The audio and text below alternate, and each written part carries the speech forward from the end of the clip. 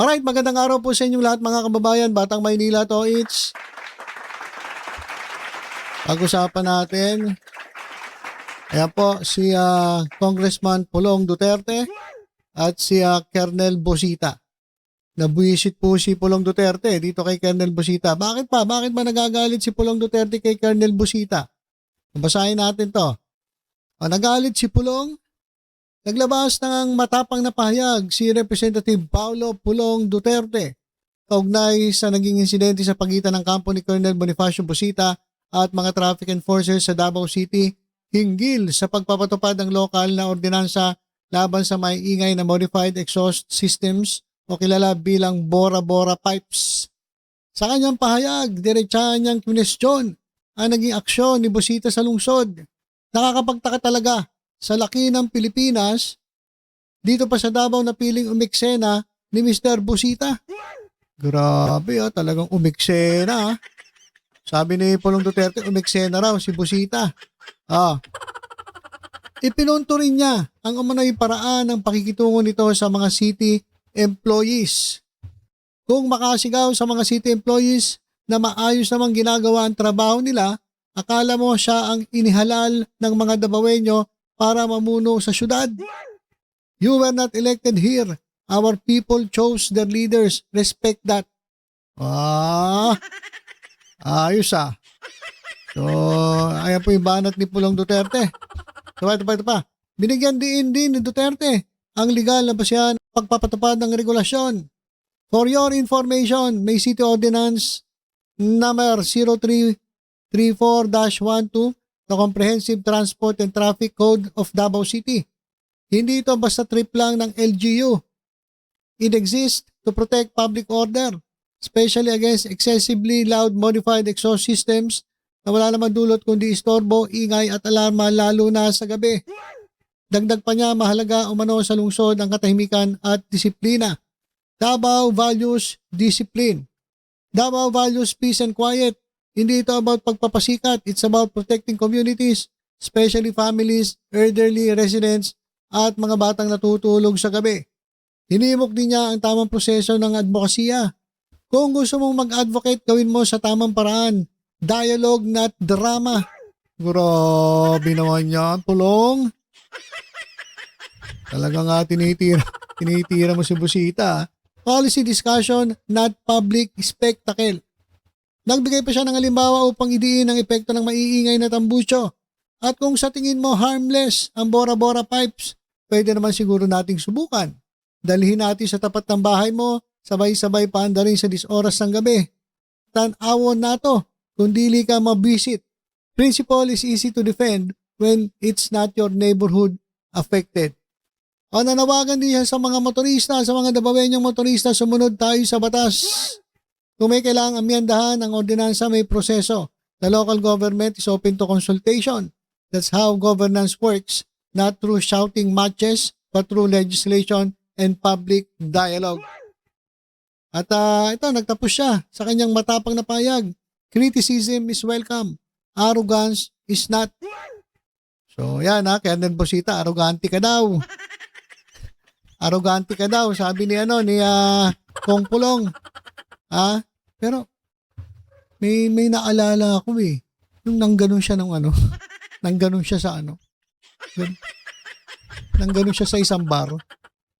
Hindi, naalala ko lang. Naalala ko lang Kasi nabanggit yung arrogante. Okay.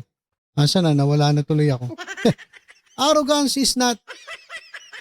Davao we always choose order over noise. Wow.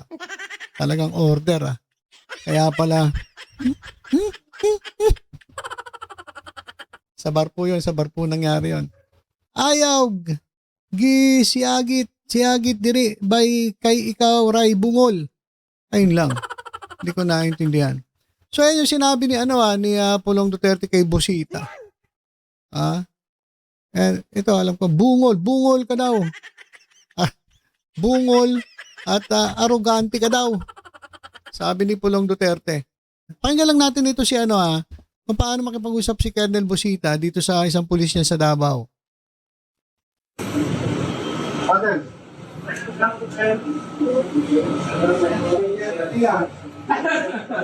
Parang ikaw lang yung sir noon. Ang naman po mga sa speed niya. Si Hepe. Nasa taas po, sir. Saan ba office niya? Nasa taas, sir. Office natin dito. Yes, sir. Gusto ko lang i-clarify, brother, kasi gagawa kami ng position paper addressed to our honorable mayor pertaining to this concern, apprehension sa market. Okay, mo doon siguro ito. Tapos, hindi yan yung stock list. Bumili ako sa isyon. Depende kung may ano, kung may maingay. So, paano natin i-categorize na maingay? Maingay natin kasi pag sumusobra na yung ano niya sa marinig na, yung hindi original na ano niya na malaman naman natin yung noise ano na sobra sa ingay. Para itong pulis na to. Hindi mo paliwanag maigi eh. Puro incomplete sentence mga kababayan eh. Ayusin mo naman sir. Tulad niyan na pag-evolution niya masakit na sa tail. That's Ang considered. LCO Tiger, ay, alam mo yun. Ah, Pagka in-apprehend ka, Tiger, may tribunal yun. usually hindi kami nag-apprehend. Usually sinabihan namin sila na yung ano mo, yung naka-record din. Usually pag mga ganyan, lalo na nandyan kami sa daan, nagdumaan sila sa hindi namin sila nabihan namin yung tambunsyon, silitan. Kasi ganito, And then we inform them na silitan yung tambunsyon. Hindi namin sila may legal format like, tulad ng pag-dili niya, hindi na siya ito ang old stock niya. May modification na. May Pansinin niyo no si Colonel Busita. Hinahayaan niya magsalita yung pulis. Hinahayaan niya magpaliwanag. Hindi siya sumasabat, hindi siya sumasagot. Ganyan ba ang arogante? Tanong ko lang. Ganyan ba ang arogante? Kasi ang arogante, nagsasalita ka pa lang, dadakdakan ka na yan eh. Di ba? Ganon ang arogante.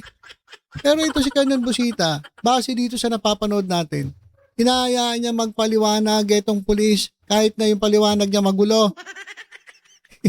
Ako naguguluhan ako sa paliwanag na itong pulis na to eh. Oh, nakikinig lang si Busita. Ganyan ba ang arogante?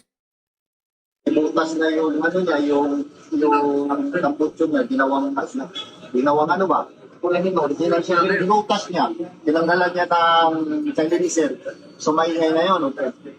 That's the time na sinabihan namin siya na sumusobra na yung motor niya. Yun na sinabihan namin siya na siya ang isang surrender ng tambunsyon. Ganito ang title, unsolicited. Oh, kasi hindi naman ako ang recommendation ng LTO, kapag nagluga sa tapos yung mamaingay, sumatanan niya sa lang naglag. meron kami niya. Meron kami niya. Kasi Tiger, unfair sa riders, Na, kung i-apprehend natin na parang, kayo, wala ba na dalitan? Yung sa level, hindi. Pero kung pasado sa LTO, i-apprehend. pagpasado sa LTO, hindi namin ginagalaw. Ang basis lang ng ginagalaw namin, yung sikita, yung laws na sa Clean Air Act, na may yung city ordinance, yun ang sinusunod namin. Pero Tiger, pag sinabi maingay, mapalik na naman tayo. O sige, pag sinabing maingay, sobrang ingay na talaga. Alam nga namang sabihin natin na original pa rin yan. Di naman, wala naman nagbigay ng tindahan na maingay at sasakyan niya. Paglabas ng sasakyan niya, kumplito yan. Wala ko yung agree tayo dapat para fair. Dapat sumatanan na talaga siya. Oo, ganun talaga. Isipin mo talaga. Okay, so ganito lang naman kasimple yan. Pinapaliwanag ni Colonel Busita na kapag maingay, dapat sinicheck. Kasi etong pulis, sinasabi niya, basta maingay, alabag na sa city ordinance. Hindi naman yun sumusunod sa ano ng LTO na kinakailangan, yung tambucho na maingay, may panukat kasi yan mga kababayan. Para fair lang daw, para fair. Sukatin. At kung pasado naman sa LTO, palusutin. Pero kung hindi pasado sa LTO, yun, i-apprehend. kailangan gusto mangyari ni Busita. Hindi naman sa sinasabi na kahit gusto ni Busita na maingay, hindi ganoon. Kaso meron kasing batas ito sa LTO. So ayun ang susundin. Ngayon kung magrereklamo yung ibang tao, dapat i-amyendahan yung batas ng LTO. 'Di ba? Kung medyo mataas yung kanilang tawag dito, yung level ng ingay na dapat babaan, edi babaan. I-amend ang LTO. Pero kung pasado naman sa LTO, wala ka magagawa. Kasi yung city ordinance, parang parang sinasabi ng pulis, nagbabase lang sila sa ingay. Kapag tinanggal yung silencer, maingay na siya, huli na siya. So, ayun lang gustong paliwanag ni Busita, mga kababayan. Kaya sabi niya, kapag ganun, magkakaroon tayo ng problema dyan. Kasi yung ordinance niyo ay hindi batay dun sa LTO. Isang down ng tiger, masarap mo, diba? Pag sinarge natin, tama. Kawawa naman tiger, kung pasado sa LTO, tapos pahuli. Tawa naman ba? Usually, hindi naman talaga kami nabuli. Surrender the sila kung saan tumatanggal. Kasi against human rights yan eh. Pag sinabi mo, i-surrender, Napunta na sa human rights. Usapan tabucho, napunta na sa human rights eh. Talaga to ano pangalan na ito ni Sir? Garcia ba to? Sir, ayusin mo naman. may command ka pa rin. Actually, hindi namin sinabi namin yung public mo, hindi na maingay na yun, sinasobra na yun. Ina-accept mo yung tinatanggal yung baptod. Oo, tinatanggal na sila kung Huwag niyo po basahin yung translation sa ilalim kasi yung Mapler, pastor ang nakasulat. Ano ba naman yan? Pag na kayo gumamit ng automatic na caption o subtitle, kasi mali-mali eh. Pero mo sabi Mapler, pero lumalabas dito pastor. Pakinggan nyo na lang maigi, huwag nyo lang basahin yung etong nasa ilalim na subtitle. kung naglalagos na, nag-duty kami dyan. So, yung policy, Okay, so hinto na natin. Basta gusto ko lang ipakita sa inyo na itong si Colonel Busita, kung makipag-usap, hindi po arogante. Arogante ba? Nakita niya ba arogante si Colonel Busita? Hindi eh. Hindi naman arogante. Ha? Ito nga mga kababayan, sabi niya nasaksihan ng DILG representative at ilang mga kapatid nating riders na Dabaweños, kabilang ang dalawang riders na nakaranas ng panghuli dahil aftermarket ang muffler ng kanilang motorsiklo. Ang naganap na dialogue ni Colonel Busita sa OIC ng CTTMO. Nasaksihan nila maayos at walang naganap na mainit na pag-uusap sa nasabing dialogue. Nasaksihan ng DILG. Nag-area kagad ito si Pulong Duterte. Nagagalit eh, hindi mo naman alam ang totoong kwento. Nakinig ka doon sa sa chismis ng mga marites. Dapat tinanong mo muna yung mga empleyado, may mga picture pa nga, ngiti-ngiti nga yung yung mga empleyado, baka fan pa nga ni Busita to eh.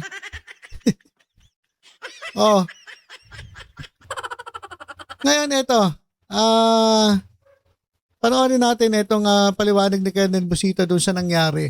Para alam mo, kung Pulong, bago ka mag-react, panoorin mo muna si Colonel Busita para alam mo kung ano talaga nangyari. Hindi po tayo arugante. At yun naman po ay makikita sa mga video. Maliban po dyan, Sir Briggs, may kawali ang CTTMO na nag-take ng video simula hanggang matapos po ang dialogue. Yes, sir. Sa loob po ng CTTMO. And Sir Briggs, paglilinaw, alam niyo naman po, dati akong polis, alam natin yung protocol. Nagsadya po kami sa sa City Hall para mag-courtesy call kay Honorable Mayor Sebastian Baste Duterte. Unfortunately, wala po siya nung oras na yon. Kaya po, Ako, yun naman pala. Asan si Mayor Baste? Pumunta pala si Colonel Busita ron sa City Hall, wala si Baste eh. Gusto makipag-courtesy call siguro para mapag-usapan. Wala si Baste. Ano ba yan? Yung Vice Presidente nawawala. Pati ba naman yung Mayor ng Davao? Nawawala rin. Tapos, nakausap namin yung kanyang secretary. Ang katunayan nga po niyan, may natanggap kaming ilang bags, token, mula sa Office of the Mayor. May resibo po tayo, may picture tayo niyan.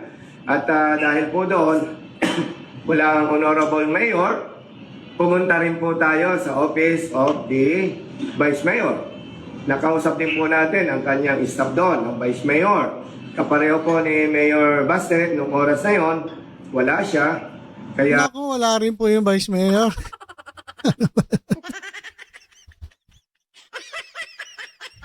Talaga nga pare-parehas ah. Yung Vice Presidente wala. Mayor, Baste Duterte wala. Ito yung Vice Mayor na Duterte, wala rin. Ano ba yan? Nasaan ba kayo oras ng trabaho? Tapos magagalit ito si Pulong Duterte. Dito kay kaya Busita. Pinuntahan naman pala yung mga kamag-anak nila ron para makipag-usap. Tapos wala. Oh. Tapos magagalit si Pulong Duterte, sasabihin na arugante. Sasabihin niya, si Busita ay nagpapasikat, nagpapaepal. Oy, Pulong.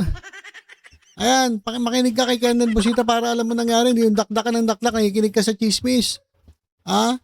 Naniwala ako dun sa mga sulsul dyan. Oh, pinuntahan ni Kernel Busita si Mayor, wala. Si Vice Mayor, wala. Walang iya yan. Oras ng trabaho, wala. wala po kaming nakausap, Oh. even the Mayor or Vice Mayor. At nirequest din po namin, Sir Briggs, sa pamamagitan ng staff ni Mayor Baste Duterte, na kung maaari, samahan kami, i-assist kami ng representatives from DILG. At kami naman po ay pinagbigyan. Nirequest ko po yon, Sir Briggs, to ensure na walang magiging masamang kulay o impresyon sa aming pagdulog. May witness po doon, mga kawani ng DILG. Kasi nga po, natatakot ako na magkaroon ng masamang impresyon na parang siga-siga o parang bastos si Busita. Wala pong ganon. May mga witnesses po at may mga pictures po kami, Sir Briggs. Hindi po tayo arugante. Okay, so yan mga kababayan ha. Meron silang witnesses, meron silang video na magpapatunay na walang nangyari na kagaya ng sinasabi ni Pulong na itong si Kernel Busita ay naging arogante at pinagsisigawan yung empleyado ng City Hall. Saan mo nakuha yung chismis na yan? Ako ang Pulong. Ayan ang problema kasi sa inyo, wala kayo lagi sa City Hall. Hindi kayo nagtatrabaho sa City Hall. Wala yung mga kasamahan mo dyan sa Davao. Si Baste, wala. Yung Vice Mayor yung Duterte, wala rin. Oh, ikaw, hindi ko alam kung nasan ka. Hindi ka naman lagi napasok dyan sa House of Representatives. Pumasok ka lang na nung sabi si Sandro Marcos na no work, no pay.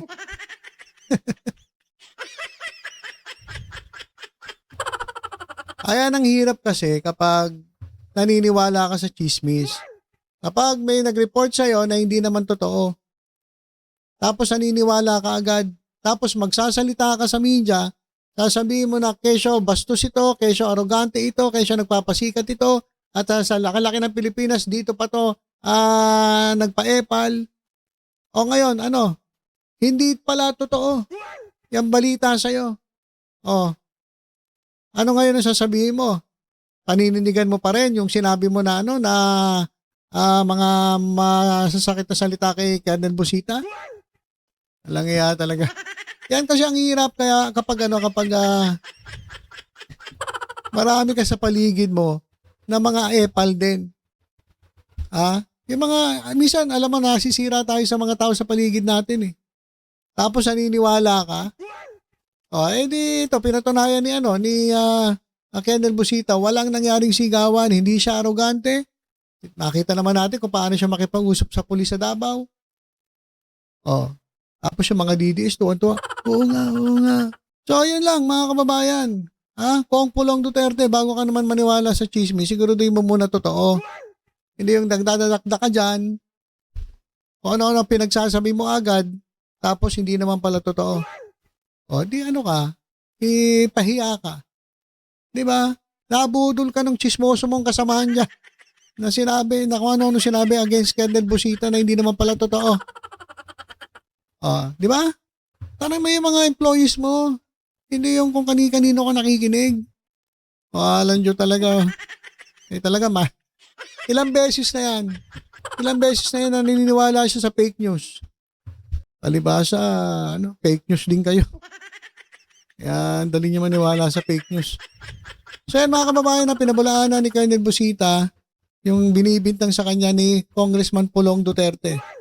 Na siya raw ay nanigaw ng empleyado ng City Hall dyan sa Davao, siya raw ay arugante. At wala daw po nangyaring ganon. Pinuntahan nila si Mayor, wala. Pinuntahan nila si Vice Mayor, walay pa rin. Saan ba kayo nagpupunta oras ng trabaho? Walang iya itong mga to. Tapos ngayon, may magchichismis, maniniwala ka. Ay, naku kong Pulong. Sablay talaga kayo dyan. Okay, so ilan po muna mga kababayan. Tutok-tutok lang po dito sa Batang Maynila to. Sa iba pang updates. Ingat po tayong lahat. God bless po.